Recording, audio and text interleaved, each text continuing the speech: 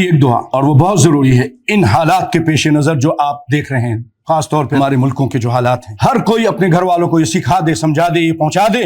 یہ دعا آپ صلی اللہ علیہ وسلم فرماتے ہیں ما من عبد یقول فی صباح کل یوم و مساء کل یوم، کوئی بھی بندہ صبح کے ٹائم، ہر صبح کے ٹائم، ہر شام کے ٹائم یہ کہتا ہے. کیا کہتا ہے؟ بسم اللہ الذی لا یضر مع اسمہ شیء فی الارض ولا فی السماء وہو السمیع العلیم، 3 مرات، 3 مرتبہ.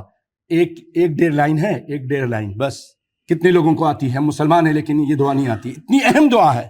لم یضرہ شیء، کوئی چیز اس کو نقصان نہیں پہنچا سکتی. کوئی چیز اگر صبح آپ نے کہہ لیا، شام کو کہہ لیا، 3 دفعہ کہہ دیا، صبح کہا تو شام تک، شام کو کہا تو صبح تک، کوئی چیز نہیں نقصان پہنچا سکتی.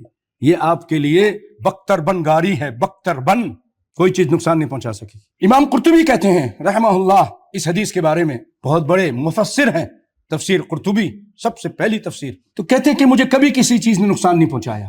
ایک دن مجھے بچھو نے ڈنک مار دیا. میں سوچنے لگا کیا بات ہے، کیوں آج ایسا ہو گیا میرے ساتھ.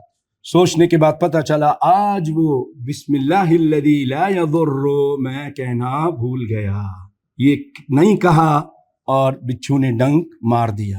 اللہ اکبر.